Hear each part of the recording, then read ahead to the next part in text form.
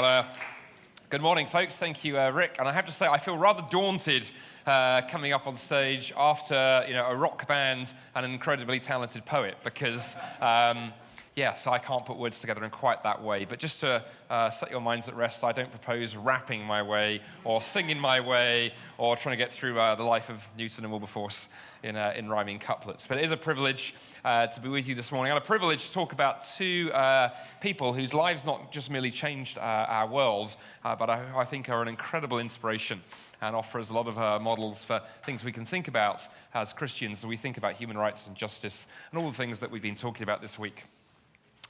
Well, the date was the 10th of March, 1748. The location was the Atlantic Ocean.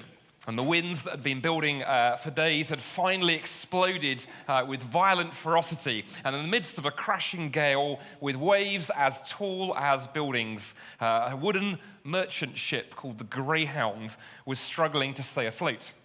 The storm had already smashed huge sections of the ship. There was seawater everywhere, and as the waves began to flood the vessel, sailors pumping in desperation, men getting swept overboard and screaming as they were washed to their deaths. And the end looked near. It looked as if it was only a matter of time before the ship sank below the waves. But for one man in particular, this Atlantic storm was to prove even more significant. For this would be the moment of a radical and spectacular transformation in his life. And that man was John Newton. Now, many people have heard of John Newton for one reason and one reason only. He penned arguably what has become the world's most famous hymn, Amazing Grace. Hundreds of millions of copies of that song sold in different recordings. And few people realize how autobiographical that song is. So over the next 50 minutes, I want to sketch out John Newton's life for you. We'll explore how he sunk to the lowest of lows, how God dramatically broke into his life, and then Newton, how he drew upon those experiences to develop a ministry that encompassed preaching, political activism, apologetics, and hymn writing. But alongside John Newton, we're also going to look at the life of one other man this morning. We're going to examine the life of a man who Newton discipled and mentored, William Wilberforce, who was instrumental in the ending of the slave trade, the campaign to abolish the slave trade. And the legacies of Newton and Wilberforce were incredible, as we talked about the other night at the Human Rights Museum. They shaped their world. And Newton and Wilberforce have, I think, rightly been described as two of the most influential and significant evangelicals, certainly of their own, potentially of any era. Well, John Newton was born on the 24th of July, 1725, at a place called Wapping in the East End of London. His father was a captain on the merchant ships that plied the Mediterranean, and that led his dad to be away for long periods of time. So John had a distant relationship with his dad, but developed a very close relationship with his mother, Elizabeth. Elizabeth was a very spiritual woman, deeply religious woman, and she made her son's moral and spiritual education a priority. But tragedy struck the young John Newton. For Elizabeth, his mum died when he was just 7 years old. His father quickly remarried, had more children, and as is often the case, the children from the former marriage got sidelined, John amongst them. And despite his dad taking him on various kind of sea voyages as a teenager, their relationship remained distant and unemotional. And in fact, whilst away at sea on some of those early voyages, John's spirituality, his Christian faith, began to wither. See, his dad had drummed into him the importance of self-reliance, the importance of self-discipline, and the young John Newton made the mistake of applying that model to his relationship with God. And the result was a series of great swings between religiosity and utter disinterest. Periods of being incredibly devout would then crash into utter moral failure. He'd then end up in sort of crashing guilt. He'd try and win back God's approval by being a kind of good boy, and that would just fail, and the whole cycle would begin again and again. During his devout periods, he goes to incredible lengths to try and be more devout. For a time, he avoided all conversation, because he thought, if I can't help swearing, the best thing to do is not talk at all. He became a vegetarian, an old Hungarian word meaning bad hunter, and And none of this worked out. And in fact, he later wrote in his journal, he said, there was a basic problem. He said, the basic problem, looking back from later life, he said, was I loved sin. I loved sin, and I was unwilling to surrender it, to forsake it. Well, Newton's life changed dramatically in March 1744. He failed to turn up for a job interview that his father had arranged for him, and instead he ran off to see his childhood sweetheart, ran off to see his girlfriend, and he ran into a Royal Navy press gang. And press gangs were naval platoons sent ashore to kind of round up and drag people into military service. And a fit young man like Newton, with experience of the sea, was an ideal catch. And so he was press ganged into the Royal Navy. And he ended up on a ship called HMS Harwich. And on board HMS Harwich, he made two friends. He became friends with a Christian young man called Job Lewis, and he became friends with a self-declared freethinker called James Mitchell. Thank you, one person who laughed at that joke, who chipped away at what little faith Newton had left. Now, he soon plunged into atheism, and he took out his hostility on his Christian mate, Job Lewis. He constantly attacked his friend's faith.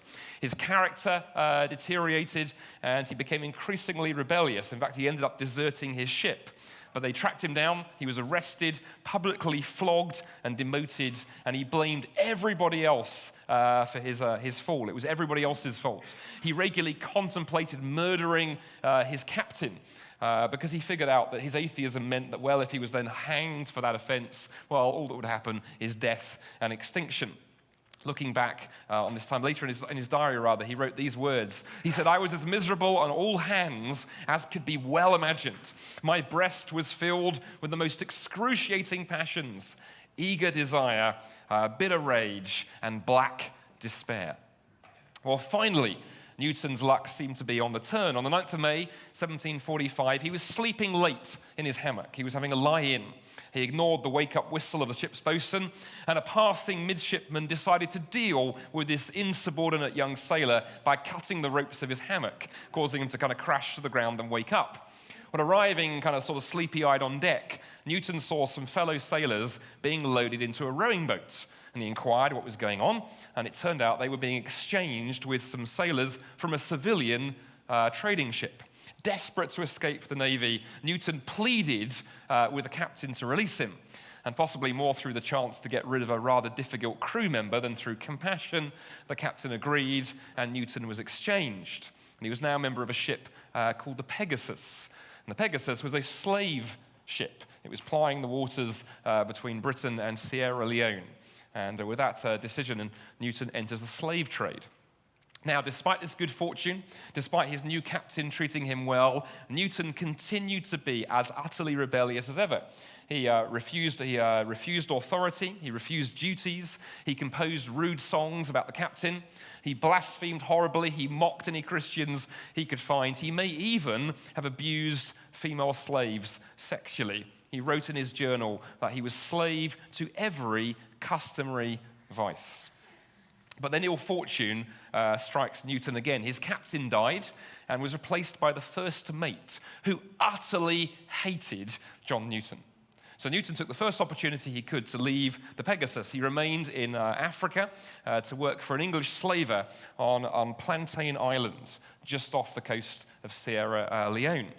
But a problem quickly developed. The slave trader he was working for had an African mistress named Pi, who instantly disliked Newton.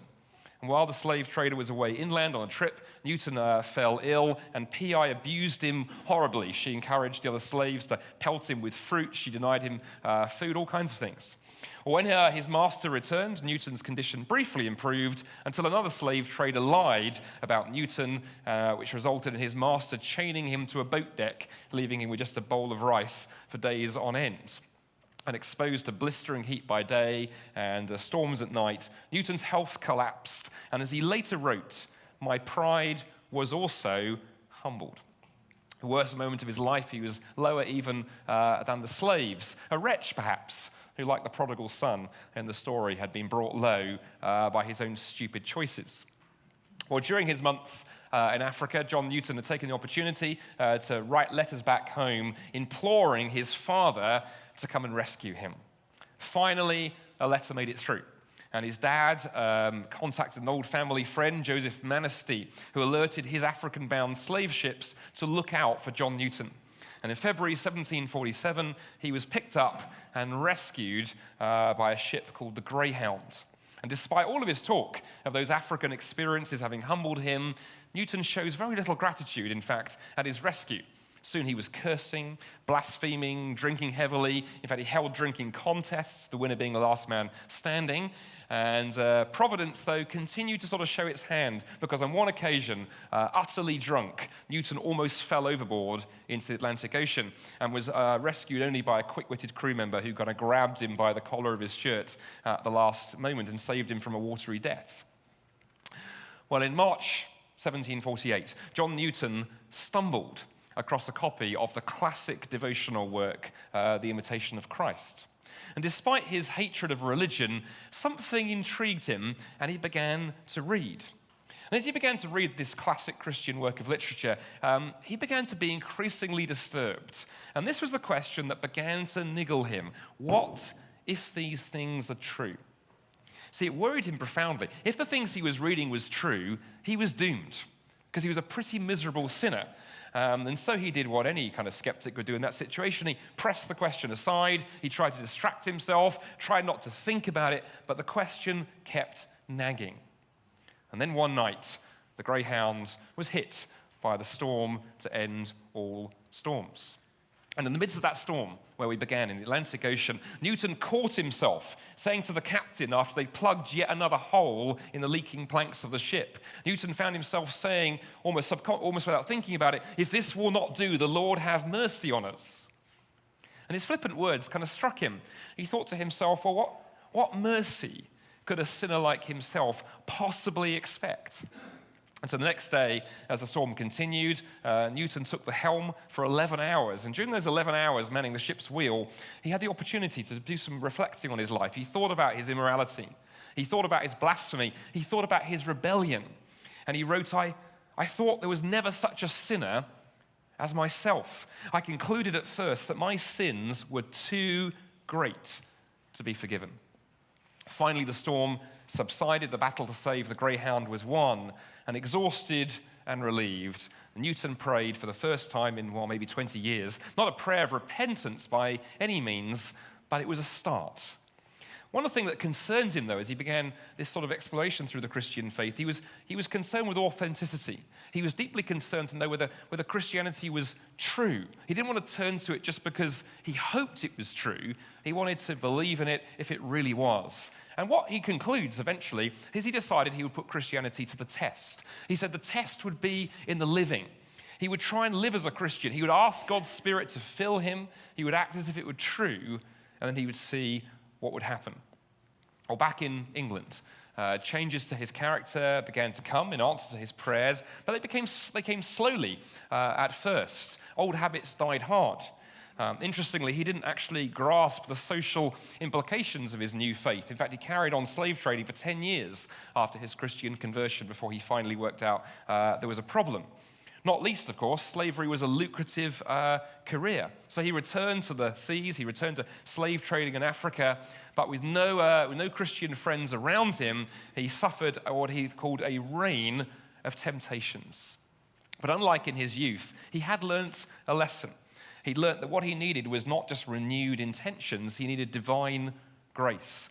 And so as he wrote in his diary, he cast himself on the Lord and found peace and improvement in his character and in his health. During one of his trips back to England, he finally marries his childhood sweetheart, Mary, and gets promoted to the rank of captain and is now in charge of his own slave ship. And he was an unusual figure in the trade. Unlike the usual slave traders, he considered part of his role to be the spiritual formation of his crew. He prays for an hour or two twice a day. He insists that his crew attend church service on Sundays. And he began to write prayers for his men. He realized that the Book of Common Prayer, which was the book that was in use back then, was far too complex for the average sailor. And so he began writing hymns and material that they could understand. And around this time, too, he meets another captain, Alex Cluny, who's also an active Christian. And perhaps the one thing that Newton had been missing was strong Christian fellowship. And finally, he has it. He and Cluny would meet together, work together to study. They'd pray, they'd talk. And Alex Cluny had this incredible gift of explaining complex theology very simply, and had this profound influence on John Newton, helping him see the difference between gospel Christianity and dead traditionalism. But eventually, Newton's health, damaged probably by all those years at that time on Plantain Island, began to fail, and his time at sea comes to an end. He takes a job as a tide surveyor, responsible for taxing ships coming in and out of the harbour in Liverpool. And at the same time, his experience of Christianity begins to grow, and he meets famous preachers like George Whitefield and other leading evangelicals of the day. And he himself begins to receive invitations to preach. And he begins to get this sense that the Lord is calling him into full-time ministry. So in 1758, he seeks Anglican ordination, and so he approaches the Bishop of York, one of the most senior men in the Church of England, but he was told, you haven't got a university education, so go away. But a friendly Baptist minister encouraged him to write his autobiography. And a copy of John's autobiography was seen by a man called Lord Dartmouth, very influential, very rich evangelical Christian. He was extremely impressed by Newton's story, and as a large landowner, Lord Dartmouth had the legal right to appoint the vicar in the village of Olney. And so in 1764, John Newton became vicar of St. Peter and St. Paul's Church in Olney in Buckinghamshire, about 40 miles from Oxford. For any of you who have been to that part of England, you can visit that church today. Now, church ministry suited Newton's character. It suited his temperament. It suited his abilities. The congregation quickly grew under his leadership, and soon there was a demand for more than just a Sunday meeting. So he added prayer meetings and evangelistic meetings. He added midweek lectures and a time of hymn singing after church on Sundays. And the evening hymn singing meeting proved so popular that they had to issue tickets because not everybody could get in. He also organized special children's meetings, which became a precursor to the modern Sunday school movement. But it was particularly his skill at hymn writing that is a huge part of John Newton's legacy. In fact, aided by his friend, the poet William Cowper, that was probably to prove one of Newton's great legacies. You see, hymn singing was a hallmark of the 18th century evangelical revival, and it was a movement of which the wider Anglican Church was deeply suspicious. Back in this time in history, you were allowed to sort of sing the psalms in church, but hymns, that was another thing. Well, John Newton, the great iconoclast, challenged that, and because he saw hymns as a way to reach the average person who could never understand theology. But if you sing your theology, then you begin to learn it. Well, in February 1779, Newton moves to a larger church, St. Mary Woolnoth Church in London's Lombard Street. His reputation by this point has grown. He's become quite famous. His autobiography has become a bestseller. His hymns are being published. And in London, his public image began to grow even further. And he begins to take an interest in politics. And one political contact in particular was to prove extremely significant. William Wilberforce, son of an old family friend. Let's talk about Wilberforce for a few moments. Wilberforce was born in Hull. That's a city in the north of England. He was born there on the 24th of August, 1759. And Wilberforce's family, they were rich, they were influential, they were well connected. In fact, his grandfather had once been the town's mayor. William was a sickly child at first. He was weak, he was small, he was frail, but this was more than compensated for by two things: a razor-sharp intellect. He was incredibly bright, and he had this powerful speaking voice. And in fact, William's school teacher would often have him stand on a table in front of all the other students and have him read to the class. So loud and so clear was his voice. Well, when Wilberforce turned 9, he also had a tragedy strike him young. His father died, and his mother felt that she couldn't cope with raising a child on her own. So Wilberforce was sent away to live with his uncle and his aunt in the south of England. But God's providential hand was at work here too, because Wilberforce's uncle and aunts were evangelical Christians. They were friends with the Wesleys, they were friends with George Whitefield, and the young William was exposed to a huge range of evangelical preachers, including John Newton, whose sermons and stories the young William Wilberforce adored. Well, problems began to develop because word soon reaches the family home back in Hull of the change in Wilberforce, and his family become deeply concerned that the young William has fallen under the influence of enthusiasts and Methodists. Dangerous folk, Methodists. In fact, as William's grandfather remarked, if little Billy turns Methodist, he'll not see a penny of mine. Well, his mother brought Wilberforce back to Hull, and every influence, every conceivable influence was brought to bear to squash his newfound faith. And Wilberforce's family influence and persistence eventually wore him down, and he became a socialite. He enjoys parties and all the trappings that money could buy, and by age 16 years old, he has thoroughly backslidden. Well, a year later, in 1776, age 17, he goes to university at Cambridge, and he soon discovered there not so much a love of scholarship as a love of gambling and partying, and he spent long hours whiling away the time drinking and playing cards. He also made a name for himself as a socialite and a witty conversationalist, and his rooms at Cambridge were full of people from morning to night. As he later reflected, almost very little studying was done at all. But one thing that happened at Cambridge that was very significant. At Cambridge, he became best friends with the future Prime Minister, William Pitt, who became one of Wilberforce's closest friends. And Pitt's influence caused Wilberforce to think, you know what, I want a life in politics. Politics sounds really, really interesting, and he decided politics was going to be for him. So he stands for election back in his hometown of Hull. Now, back in the 18th century, elections were largely won or lost on the size of the bribes paid out. Not like today's political system where money doesn't play any influence at all. Now, by wit and by charm, but largely helped by throwing an ox roast for the entire town, Wilberforce managed to beat the establishment candidates and get himself elected. He remarked that it cost him £8,000 to get himself elected to be a Member of Parliament for Hull. Well, politics became his entry to London society, and although he had no friends in London, he had wit, he had charm, and comic abilities won him friends. He was able to do impersonations of the Prime Minister and members of the royal family, and to great hilarity.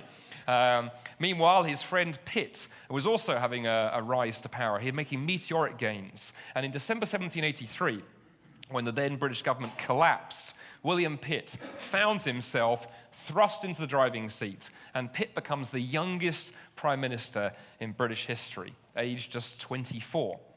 But his first few months in office were difficult. He had no real mandate, and only the patronage of the king kept him in power. So Pitt figures out the best thing to do is to call an election.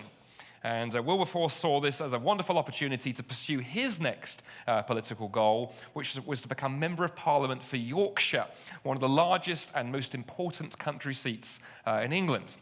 He vowed he was going to win this for William Pitt, but there was considerable opposition. So on the 25th of March, 1784, 4,000 electors, noblemen and lords gathered at York Castle in England for a day of political debate. And all day long, despite the rain and the wind and the usual things we get in the summer in England, speech after speech attacked Pitt and attacked the king. It wasn't looking well. And so when Wilberforce takes to the stage at 4 p.m. in the afternoon, standing on a table for extra height, the audience were bored, they were tired, it looked like it was all over. But he gives this electrifying speech. He excites the crowd, he demolishes every point of his opponents, and soon he's getting round after round of applause after every point he makes. In fact, the writer James Boswell, who was there at this event, later wrote this. He wrote, "I saw what seemed to be a mere shrimp mount upon the table. But as I listened, he grew, and he grew until the shrimp became a whale." Before the speech was over, the crowds were cheering, they were clapping, and they were shouting, "Wilberforce for MP! Wilberforce for MP!" And less than 2 weeks later, he was elected as Member of Parliament and returned to London a hero. And in fact, Pitt went on to win the election by a landslide. So Wilberforce is on a roll, right? He's a newly elected MP, one of the most important seats in England. He's personal friend of the Prime Minister. He has the world at his feet. But God was about to begin a process that would turn his life upside down. It began with a holiday in Europe with his mother and his sister and his cousin and an old friend of the family called Isaac Milner, who was brother of his old headmaster and a lecturer at Cambridge. Now, Milner was a startling intellect, arguably one of the most brilliant scholars of his generation. But unbeknownst to William Wilberforce, he was also an evangelical Christian. Now, at one point, as the stagecoach they're in, is rumbling through Europe, Wilberforce made some snide remark about Methodists and began attacking Christian doctrines like the atonement. Milner surprises Wilberforce by turning to him and saying, "Wilberforce, I don't pretend to be a match for you in this sort of running fire, but if you really wish to discuss these topics in a serious and argumentative manner, I shall be most happy to enter into them with you." Well, discuss they did, and by the end of the trip, Wilberforce was forced to conclude that Milner was probably correct and Christianity was true. So on his return to London, Wilberforce continues to wrestle with the Christian faith. What he called his great change took about a year.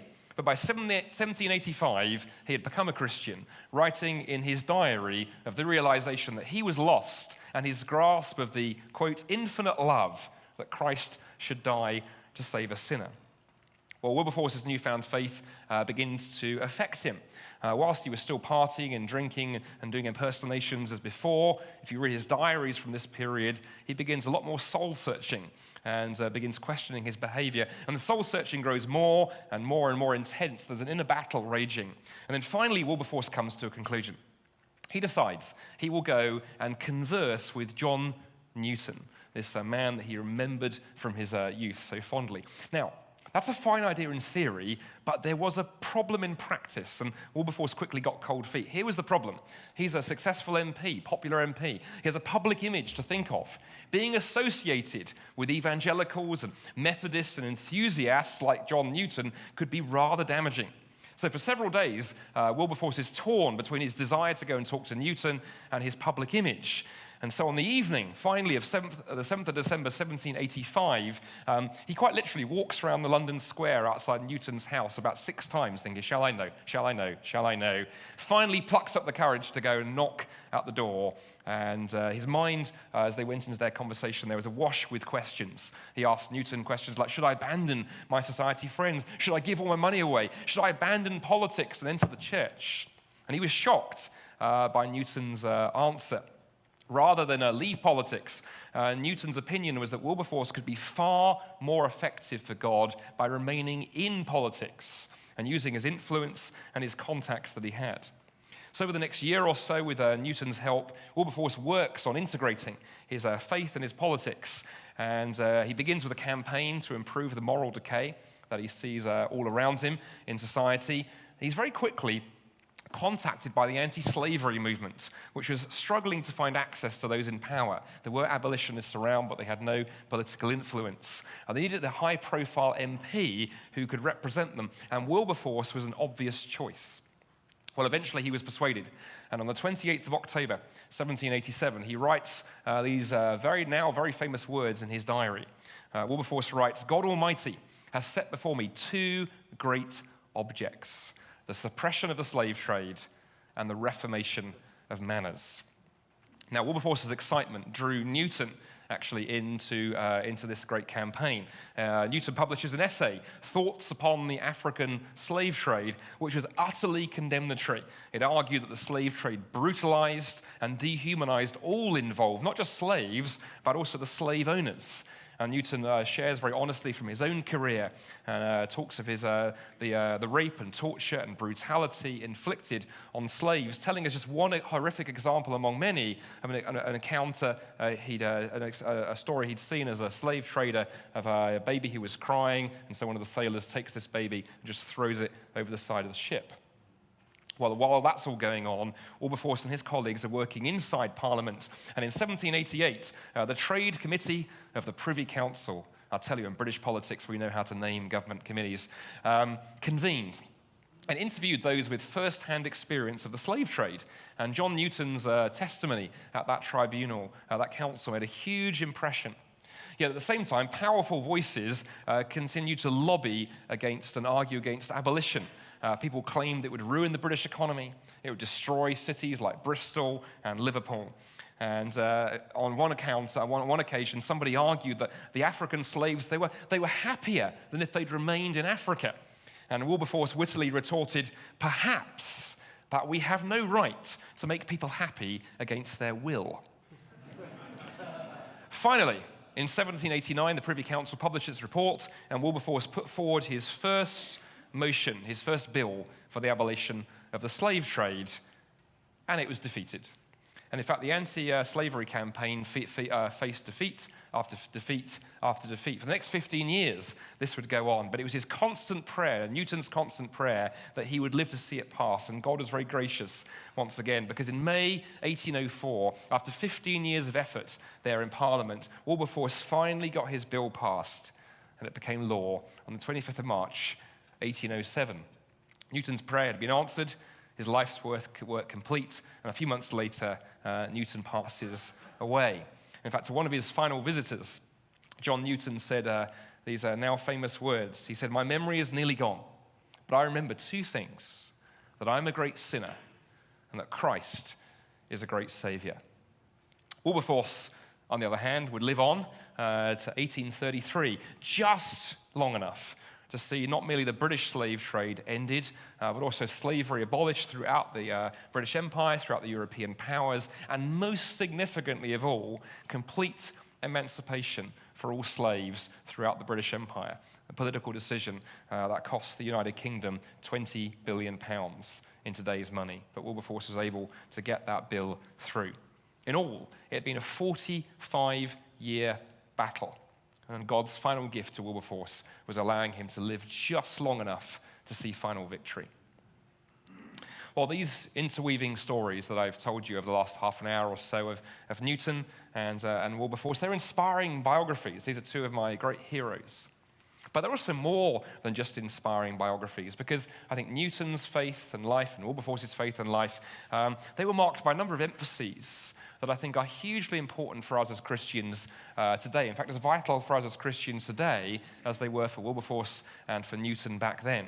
To give you just a couple of examples. Number one, Newton, one of the things that impresses me about both of them, especially Newton, but both of them were constantly aware of what they'd been saved from and what they'd been saved to. What they'd been saved from, what they'd been saved to. So, for example, Newton constantly referred back to his time on Plantain Island in his preaching and his writing, saying that whenever he was tempted to hold himself in too high an esteem, he would always remind himself of how low he had once sunk. His life was one of faith and humility and gratitude. He knew who God was, he knew who he was, and he never forgot what God had saved him from. But once he grasped that Christianity is about salvation not just from something, but to something, everything changed. He felt that call of God to preach and to write. And when that came, he held nothing back. He threw all of his energy into endless service of the Lord, investing time and energy in his calling and the people under his care. Same is true of William Wilberforce, in whom in all that he said and did and wrote, constantly strives to work out his faith in every area of life, and did it with a character and a humility that impressed even his opponents. Even his opponents commented time and time again on his Christian character. And in fact, a few hours before Wilberforce dies, on the 29th of July, 1833, he turns to his wife and his son and whispers to them, "I am in a very distressed state." "Yes," replied his son, Henry, "but father, you have your feet on the rock." Wilberforce replied humbly, I do not venture to speak so positively, but I hope that I have." You know, in our media-driven age, in which it is so easy for Christian leaders to believe their own publicity, both Wilberforce and Newton remind us that great ability and tremendous gifting and genuine humility not just can belong together, but have to belong together. Well, secondly, another lesson I think we learned from these guys' lives is that both Wilberforce and Newton relied upon tremendous personal spiritual discipline. We live in an age, don't we, of quick and easy answers, of shortcut spiritualities, and a profound shallowness in large parts of the church. This can be a challenge to all of us, and especially their lives are a challenge to all of us. Both Newton and Wilberforce, they prayed for hours a day. They were incredibly busy, but they found time to pray for hours each day. They immersed themselves in the Bible. But they were not monastic recluses. They threw themselves wholeheartedly into life, seeking to bring their faith to bear in whatever circles they found themselves in: church, politics, media, society. They had this wonderfully holistic approach to ministry. I don't think either of them saw a kind of sacred, secular divide, but they saw the Christian faith affecting everything. And of course, John Newton was also this incredible apologist, constantly thinking about how do I communicate truth clearly and simply to the people I'm responsible for. And that drove his hymn writing. What primarily drove his hymn writing was not so much a love of music and poetry as him figuring out this is the way to communicate to the common person. He was light years ahead of his time, I think, in thinking about how do I understand, to communicate to the culture in a way they can understand. Well, as we wrap this up, a couple more final lessons I think we can draw from their faith and the stories of these men. First, an encouragement for you. One thing I take away from the lives of Newton and Wilberforce is that God can save even the most apparently lost of souls. See, I don't think any of the contemporaries of the young John Newton, a Newton who was rebellious, arrogantly atheistic, a drunkard, a sexual deviant, nobody, I think, would have looked at the young John Newton and imagined what would happen to his life. Or equally, the young William Wilberforce. Who could have thought this popular young man, loud, brash, a lover of food and money and parties and goodness knows what else, whose clever, witty put-downs were equally directed at religion as well as at political opponents? Who could have looked at the young Wilberforce in his 20s and gone, God could turn that kind of life around? And that tells me if God can rescue a John Newton or a William Wilberforce, he can rescue anybody. And so do we have the faith that God could rescue a Richard Dawkins, a Sam Harris, a Christopher DiCarlo, or an unbelieving friend or colleague or family member? God's amazing grace can still save wretches, right? And then second, the lives of Newton and Wilberforce, I think, also demonstrate the importance of discipleship, something we don't always talk about as much about today as we ought to. Newton's life, for example, is replete with unsung heroes whose cumulative effect on his life was incredible. His godly mother, Elizabeth, for example, or after his conversion, that captain, Alex Clooney, who was a Christian who infused Newton with this love of Scripture and this love of prayer. And then for William Wilberforce, again, we have the childhood influence of his uncle and his aunt, his friendship with Isaac Milner, and then, of course, Newton himself. And as has often been pointed out, lots of people talk about William Wilberforce, but without John Newton, we would not have a William Wilberforce. What can we conclude? Well, one thing I conclude from this is that the impact we may have on us, around us, is profound, can be profound, even if we don't see the immediate fruits. This isn't quite the ricochet evangelism we talked about last night, but something related to it. Elizabeth Newton, to me, is a case in point. She never lived to see her son's conversion and the incredible ministry. Yet without the hours of prayer and early work that she poured in, maybe Newton would never have found Christ. Or Wilberforce's uncle and aunt, who probably down there in London feared that all of their good work had been undone, that he'd been thoroughly secularized up there in the north of England, probably deeply concerned they'd lost their nephew to the gospel. Yet the seeds they sowed into that teenager eventually bore fruit. And it's a reminder to us, right, that we never know who we're sharing the gospel with. You may never know the impact of the people you're praying for, pouring your lives into, showing compassion to. You may walk away going, well, that was a heck of a lot of good. You don't necessarily then see what happens 5, 10, 15, 20 years down the road. Discipleship is incredibly important. Well, John Newton and William Wilberforce changed a generation. Newton there on the left has been described as the second founder of the Church of England. In fact, so profound was the effect of his ministry. His life combined spiritual depths with great practical wisdom, and he saw the need to have the gospel impact everything: the church, the culture, the media, and politics. And likewise, Wilberforce and those he drew around him changed an entire culture. as the famous British historian G.M. Trevelyan remarked. He said, Wilberforce achieved one of the turning events in the history of the world. Whilst British politician William Hague, who wrote the most recent biography on Wilberforce, wrote of him that he was a beacon of light, which the passing of 2 centuries has scarcely dimmed. A few months ago, I took part in a radio debate with one of the UK's leading gay rights campaigners. Logan, in his devotional, mentioned him. And during that debate, my atheist friend made a sort of snarky and derogatory remark about the Bible condoning slavery. Albeit being in a sort of iconoclastic mode, I thought I'd poke back slightly. And so I just said to him, what's wrong with slavery? What's wrong with slavery? He blustered a bit.